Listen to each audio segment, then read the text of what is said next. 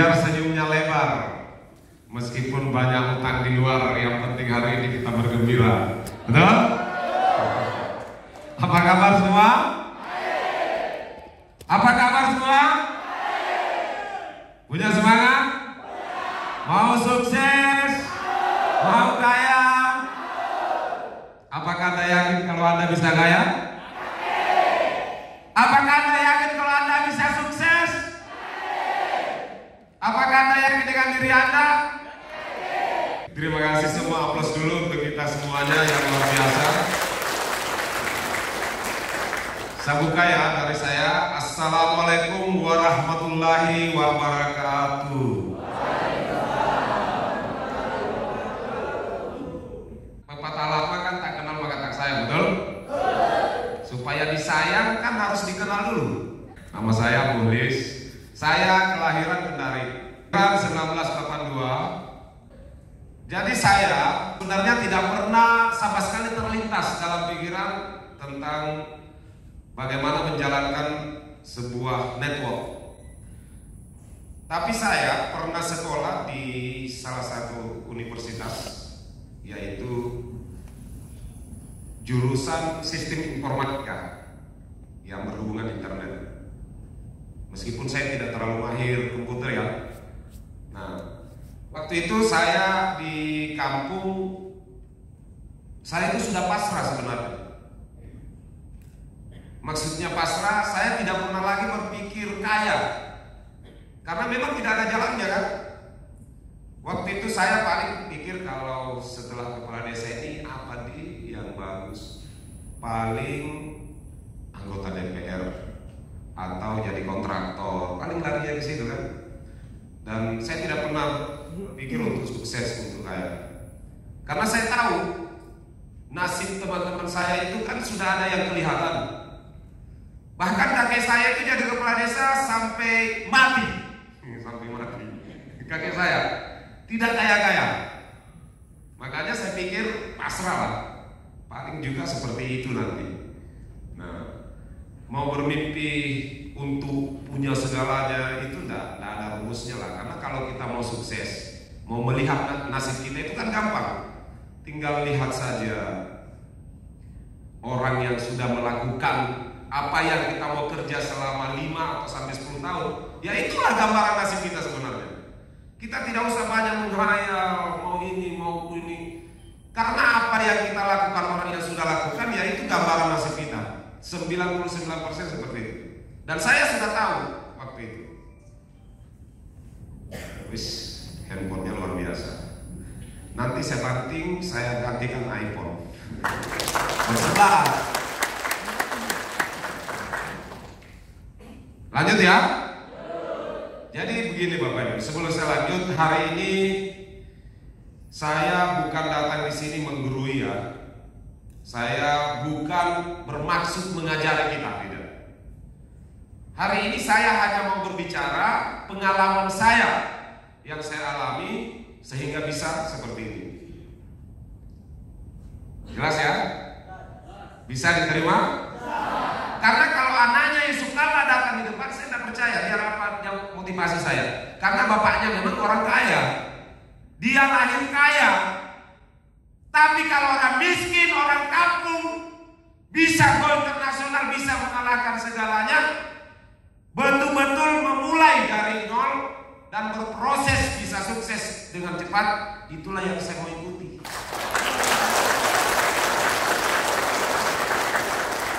Betul gak? Kalau di luaran bisa beli mobil Alphard, bisa beli mobil hemat karena dia punya jabatan, entah karena dia sukses, ya itu biasa lah. Betul. Ya tapi kalau kayak kita orang biasa-biasa saja terus disulap pada dalam waktu yang singkat dengan jalan halal, itu kan luar biasa. Saya tidak pernah bermimpi untuk sukses, apalagi bicara bundar-bundar itu, tidak pernah.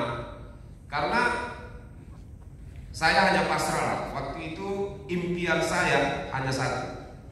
Yang penting ada rumah, ada istri, ada anak, punya mobil satu yaitu mobil ras. Sudah.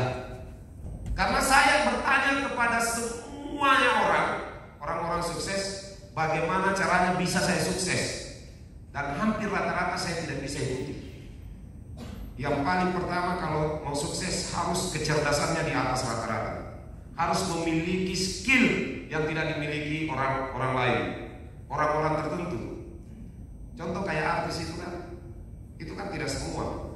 Di Jakarta itu ribuan artis antri, tapi yang muncul yang kaya yang jadi sultan hanya beberapa biji saja.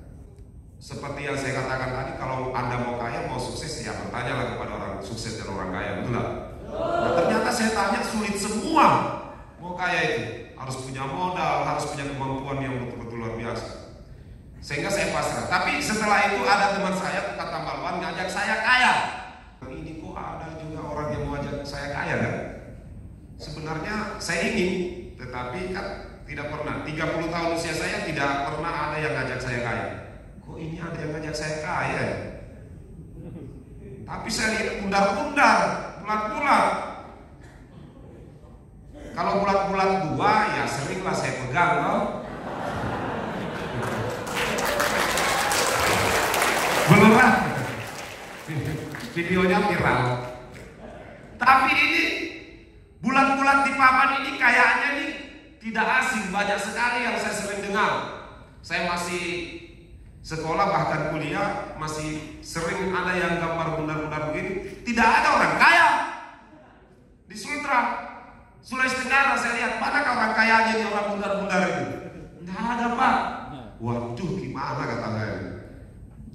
Tapi orang yang ngajak saya serius. Kalau mau kaya seperti ini. Saya ingat, saya pernah kuliah, basic saya internet. Ke depan itu pasti yang berhubungan internet yang sukses. Saya bilang, saya coba saja deh, siapa tahu juga. No? Kan gitu. Daripada tidak sama sekali, sudah pasrah saya tadi. Hanya satu mobil ras saja impianku sampai mati. Dan mobil ras itu sampai sekarang tidak terwujud ini impian. Pusing saya. Sengaja saya tidak mau wujudkan dulu itu mobil ras, biarlah menjadi impian masa lalu. Jadi saya bilang siapa tahu juga kan. Nah, saya browsing lah di internet. Ternyata memang ada yang kaya di dunia ini, ada banyak orang, bahkan ada di Indonesia tertentu sukses di dunia bundar-bundar gitu.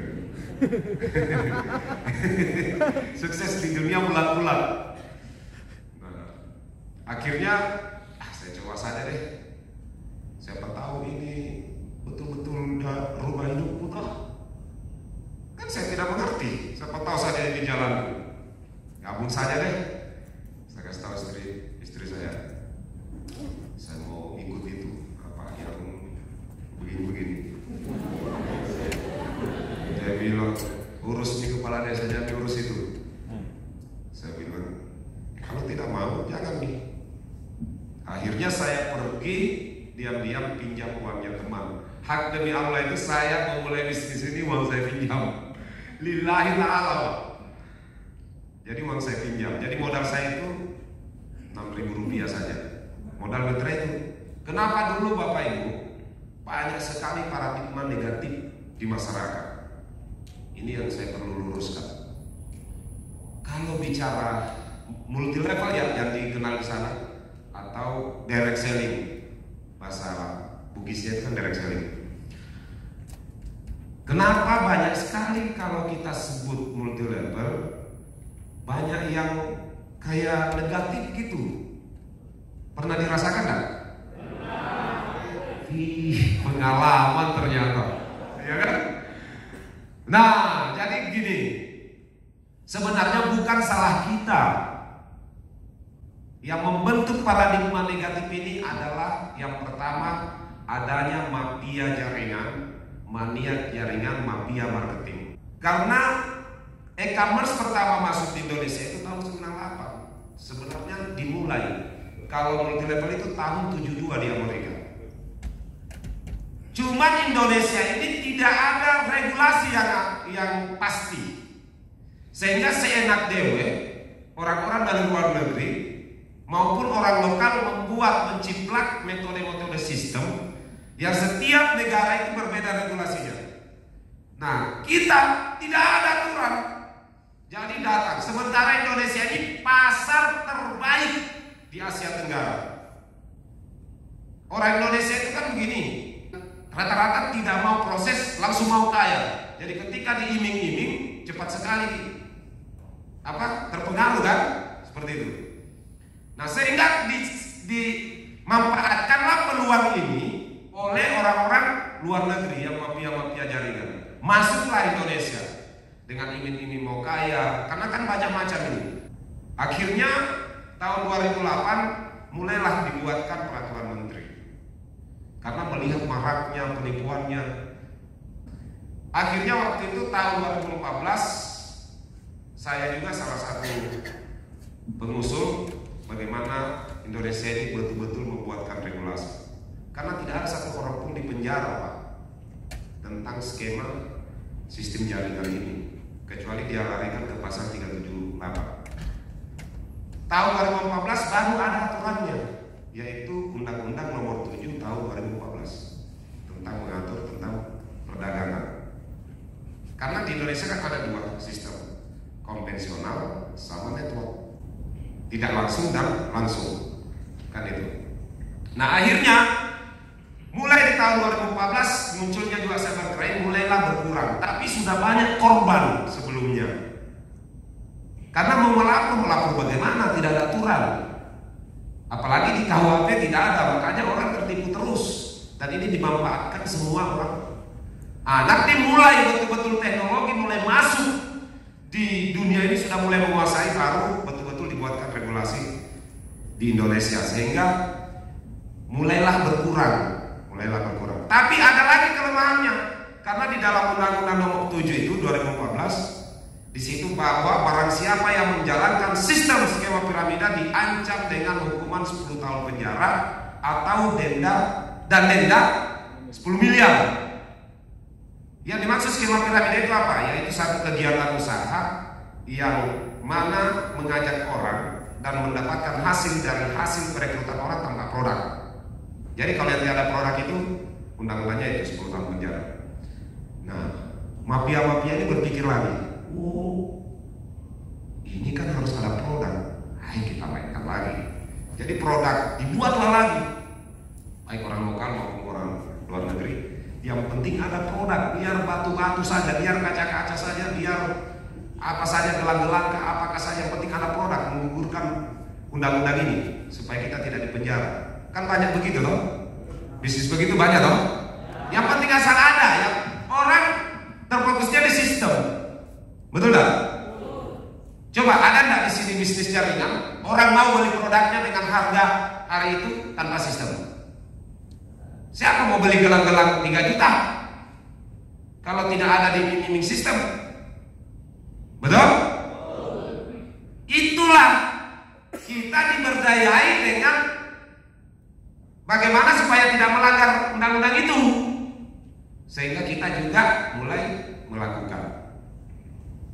Nah, dengan seperti itu akhirnya buatlah peraturan menteri setiap tahun diperbaiki.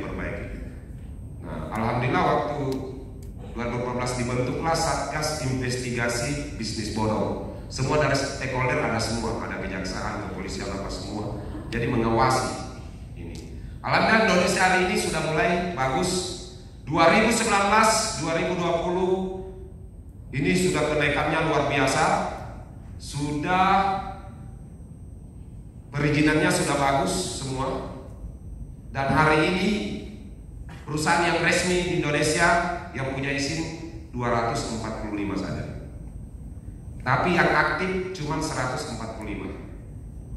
Dan hampir rata-rata semuanya dari luar negeri. Cuma 30%-an saja lokal. Itu pun yang lokal, maaf ngomongnya, saya bongkar nih, kenapa kita memilih MJA. Nah ini kaitannya. Dan itu pun lokal, itu tidak ada yang seprofesional sekarang MJA. Rata-rata produknya mereka endorse dari produk luar negeri, dari produk pabrik lain. Satu-satunya untuk anak negeri yang betul-betul profesional dalam menjalankan industri network ini yang punya bahan baku sendiri, pabrik sendiri, mesin sendiri, manajemen sendiri, support system sendiri, satu-satunya MJR.